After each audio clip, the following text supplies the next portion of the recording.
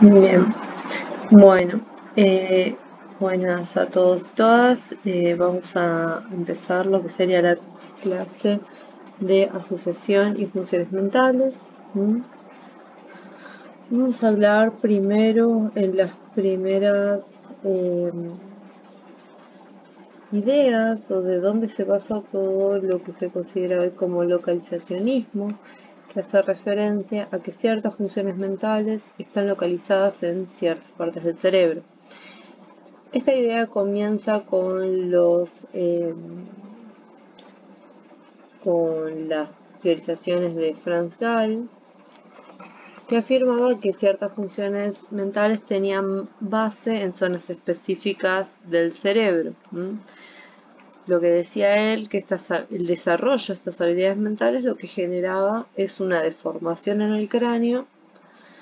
Entonces nosotros podíamos simplemente palpar la cabeza de una persona, ver en dónde se encontraba una protuberancia y determinar si era la base de esa habilidad que tenía la persona. O sea, posteriormente esta idea fue desestimada, pero hoy en día se sigue considerando que varias funciones mentales están asentadas en áreas específicas del cerebro. Pero hay algunas otras que es más difícil decir cuál es el área donde se asienta. Bien, lo que nosotros ya sabemos y se ha demostrado que las diferentes modalidades sensoriales van a alcanzar la corteza cerebral en el mismo lugar en todos los seres humanos. O sea, por ejemplo, la percepción visual va a alcanzar la corteza cerebral en lo que es el lóbulo occipital, por ejemplo. Luego, lo que es referente al sistema motor, el área motora primaria se va a encontrar en el lóbulo frontal. Estas áreas, que son las que reciben estas diferentes modalidades sensoriales, son las que se llaman áreas primarias y tienen ciertas características microscópicas y estructurales particulares. Bien. En la década de 1870, un neurólogo, John Huggins Jackson, lo que propone es que la corteza cerebral va a estar organizada de forma jerárquica. Jerárquica en el sentido de la complejidad de la información o qué va a hacer con esa información que va a recibir el área. Por un lado van a estar lo que serían las áreas primarias, que lo que van a hacer es codificar la información básica según cómo viene de las aferencias sensoriales. Bien. Después vamos a tener lados que serían las áreas secundarias, donde ahí lo que va a suceder es que la información primaria se va a complejizar un poquito más. También se las denominó áreas de asociación unimodal, porque lo que hace es complejizar la información pero que viene de un solo canal, por decirlo de alguna manera. Y finalmente las áreas terciarias, donde la información compleja de cada modalidad sensorial se va a integrar para un fin específico. Y estas van a también ser llamadas áreas de asociación polimodal. Esto es lo referente a las aferencias sensoriales. En cuanto a lo que sería el sistema motor, la cosa va en orden inverso. Lo que sería la compleja información sensorial se sopesa y las áreas terciarias toman una decisión que involucra cálculos inherentes a grandes grupos musculares. O sea que esto hace referencia a las áreas secundarias. Y finalmente, una vez que se toma la decisión de qué es lo que se va a hacer, esa información precisa es enviada a la médula espinal y luego a los músculos. Y este envío de esta información va a depender de áreas motoras primarias. Estas áreas terciarias, o sea, estas áreas de esta corteza orden superior, lo que van a hacer es asociar, integrar todos los inputs que vienen de aferencias sensoriales de nivel superior, o sea que vienen de áreas de asociación secundaria, y lo que van a hacer es programar y planificar todos los outputs desde las eferencias motoras, o sea, hacia las áreas primarias. Bien, lo que van a hacer las áreas secundarias es encargarse de analizar la información básica de las áreas primarias y así integrarlas en un primer nivel de complejidad. Bien, ahora, las áreas de asociación polimodal son el último nivel de complejidad y hoy sabemos que ocupan sectores extensos de la corteza. Bien, durante muchos años se consideró que qué áreas del cerebro, o sea, se preguntaron qué áreas del cerebro eran las que se ocupaban de estas funciones tan complejas, y una primera aproximación para develar este misterio vino de un caso clínico paradigmático, que es el caso de Phineas Gage, que por ahí algunos lo conocen, pero bueno, Phineas Gage era un obrero joven norteamericano que en 1848 tuvo un accidente que le destrozó buena parte del lóbulo frontal izquierdo de su cerebro. Bien, a grandes rasgos, ¿qué es lo que sucedió? Él tenía 25 años, era capataz de construcción y él lo que estaba encargado es de poner pólvora en ciertos sectores de las piedras para poder romperlas.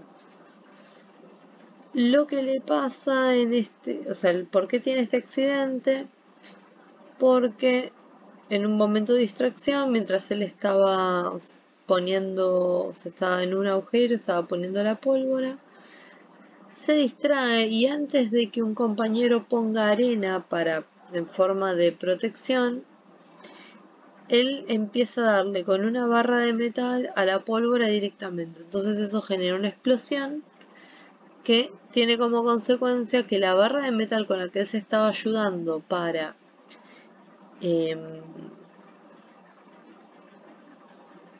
golpear la pólvora le atraviesa la cara, ¿no? Penetra por la mejilla izquierda, perfora la base del cráneo, atraviesa la parte frontal y sale a gran velocidad a través de la parte superior de la cabeza. ¿Qué cosa característica tiene esto? Es que Phineas Gage cae de espaldas, convulsiona por unos momentos, pero él solo se levanta, solicita ayuda, va a un médico y mientras el médico lo examina, él contaba tranquilamente cómo había sucedido el accidente.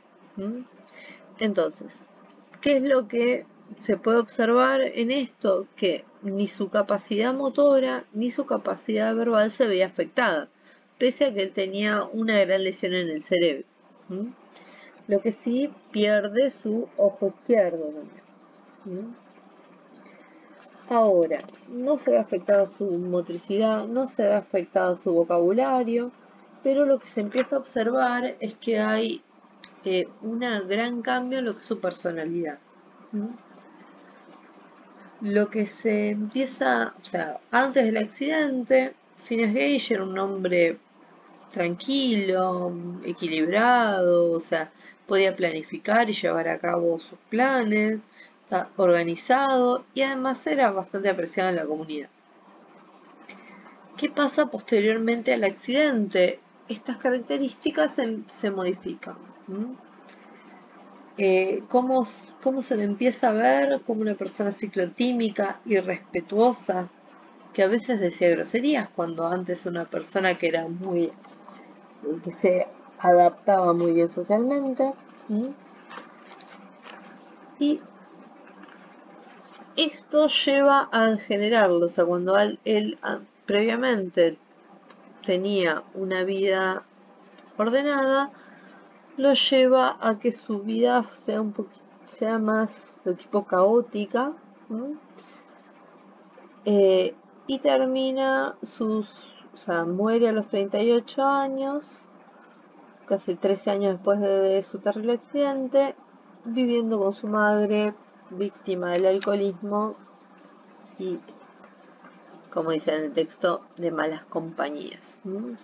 O sea, ¿qué pasó? Pasó de ser una persona que podía tomar buenas decisiones, planificar, realizar esos planes, una persona más de tipo impulsiva, con alteraciones en lo que sería en sus emociones y alteraciones en su capacidad de interactuar con otras personas. Bien, este caso lo que nos va a dar cuenta es la importancia de lo que sería el lóbulo frontal, esta parte del cerebro, en la personalidad y en la conducta. Entonces, a partir de esto, o sea, a partir de este caso, lo que se empezó a pensar es que el cerebro sería el posible asiento de nuestras emociones, sentimientos y los pensamientos más complejos. Bien, ahora, ¿de qué nos referimos cuando hablamos de funciones mentales superiores o funciones cognitivas? Estamos haciendo referencia a todo lo que tiene que ver con lenguaje, memoria, capacidad de planificación, toma de decisiones y las emociones. Bien, a pesar, ¿no? O sea, de que hay pruebas que apoyan la idea de que las funciones mentales, o sea, principalmente estas funciones mentales, requieren la participación de todo el cerebro, hay áreas específicas cuya función, o sea, cuyo funcionamiento es crucial para que se den estas funciones. Bien. Lo que sí tenemos que tener en cuenta es que que en relación, o sea que la relación de las funciones mentales con una zona cerebral no implica necesariamente que esa función particular esté mediada exclusivamente por esa región, sino que pareciera que hay ciertas áreas que están más implicadas que otras en ese tipo de función. Lo que sucede es que la mayoría de las funciones lo que necesitan es funcionar de forma integrada o función con neuronas de diferentes regiones que pueden ser tanto corticales como subcorticales. Bien. Ahora, ¿cuáles serían las áreas de asociación?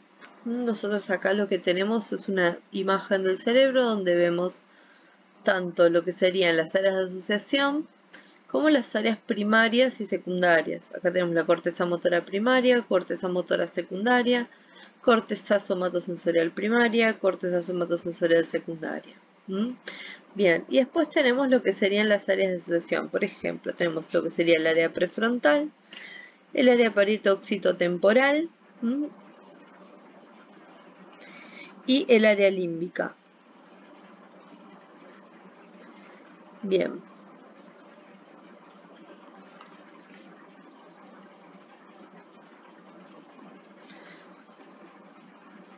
Bien, ahora vamos a ver cada una de estas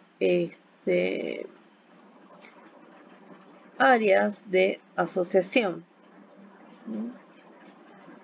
Bien. Acá en esta imagen lo que vamos a tener es un ejemplo de cómo la información sensitiva va a ingresar desde los receptores sensoriales periféricos hasta la corteza cerebral y va a ser procesada por lo que serían